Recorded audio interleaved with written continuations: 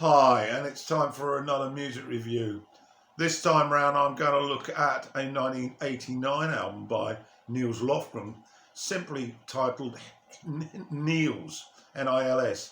But before that I'm going to do a brief synopsis on his career, and the material for this has come from Wikipedia. Little point in me really praising it too much because it's very concise.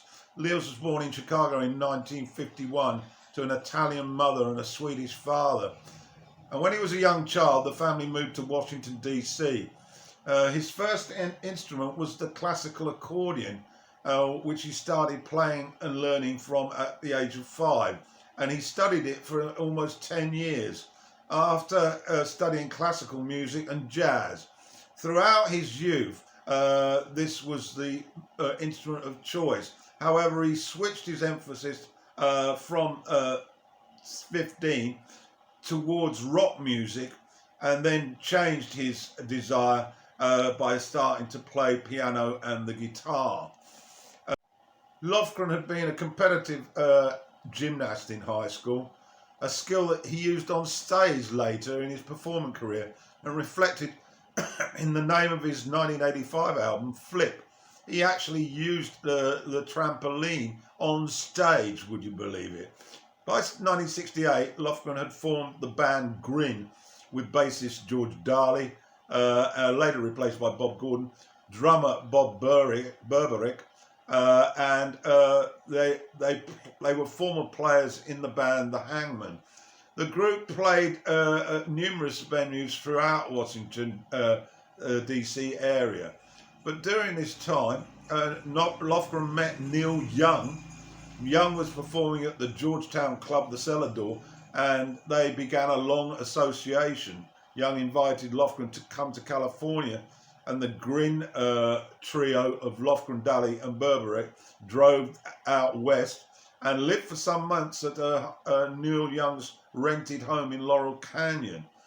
Lofgren joined Young's band at age 19, playing piano and guitar on the album After the Gold Rush, and then he maintained a very close musical relationship with Young, appearing on Tonight's the Night and touring, among others. He also had been a recurring member of Crazy Horse and appeared on their 1971 LP. So to Grin. Well, Lofgren used the Neil Young album credits to land Grin a record deal in 1971. 4 critically acclaimed albums of catchy hard rock came about from 71 to 74, with guitar as Lofgren's primary instrument. The single White Lives got heavy airplay on Washington radio.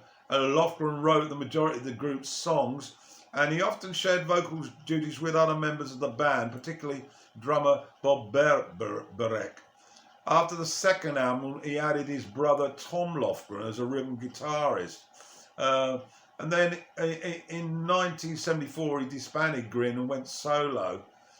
His eponymous debut solo album was a success in 1979. Rolling Stone reviewed it and labelled it one of the finest rock albums of the year, and NMN ranked it 5th on its list of albums for 1975. Subsequent albums did not always garner critical favour, although Cry Tough was very successful in 76, and I Came to Dance came in for a lot of criticism the following year. But he did achieve the progressive rock radio hits through songs such as Back It Up, Keep Don't Go, and I Came to Dance. So throughout the 70s, Lofgren's released solo albums and toured extensively with a backing band that usually included brother Tom on rhythm guitar.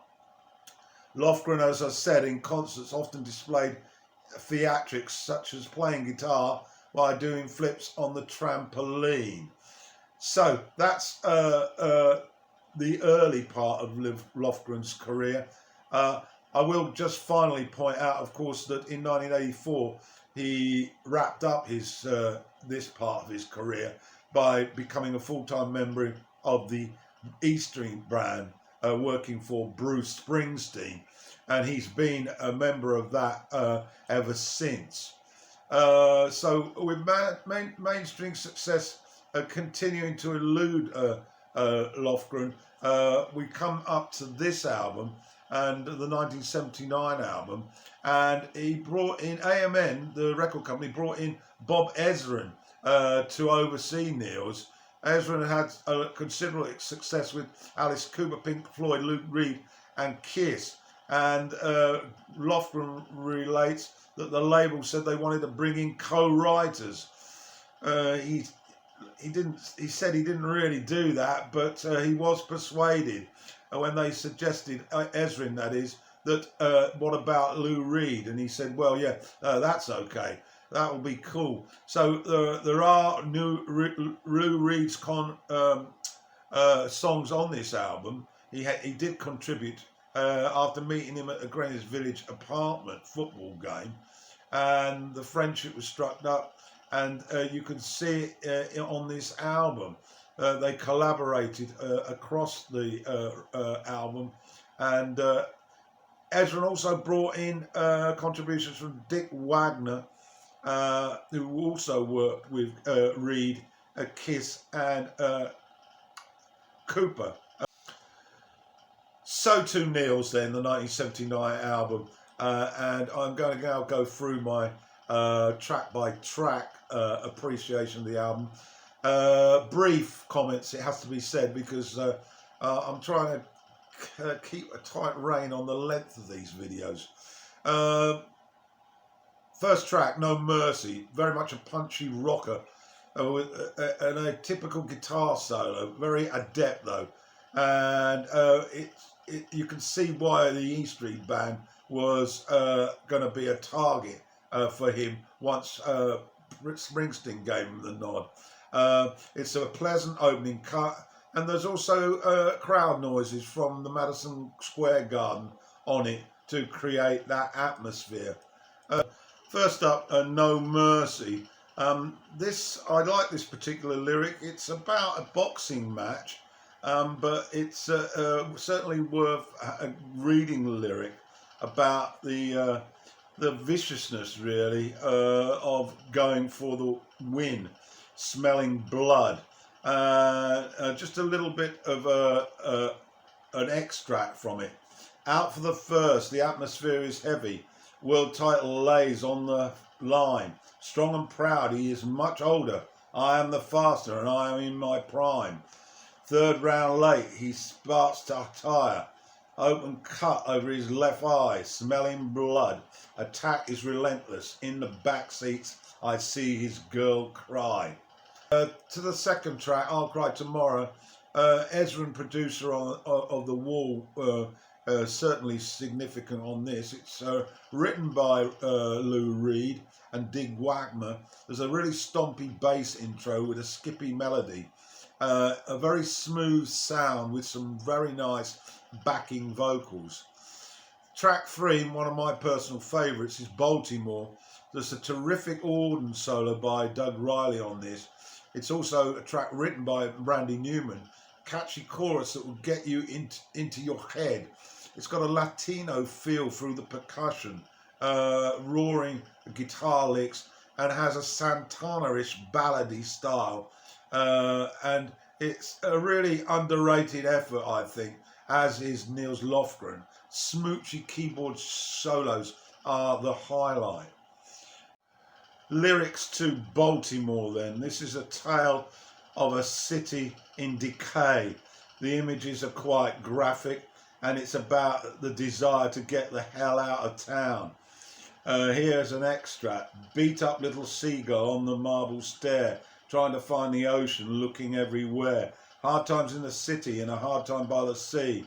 Ain't nowhere to run to, there ain't nothing here for free. Hooker on the corner, waiting for a train. Drunk lying on the sidewalk, sleeping in the rain. And they hide their faces and they hide their eyes, because the city is dying and they don't know why. Oh, Baltimore, man, it's hard just to live. I hope that gives you a feel of this particular track, which I think is the strongest on the album. So moving on to track 4 is Shine Silently.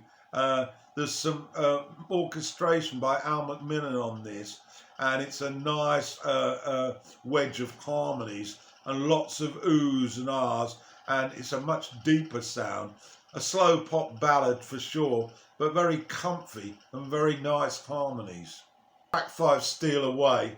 There's some stunning guitar intro here, which leads into a very layered beat, with Nils generating punchy guitar from throughout, with some short rasping solos.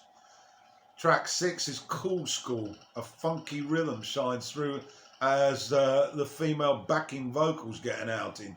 The guitar again is very polished, very Hendrix style, I thought.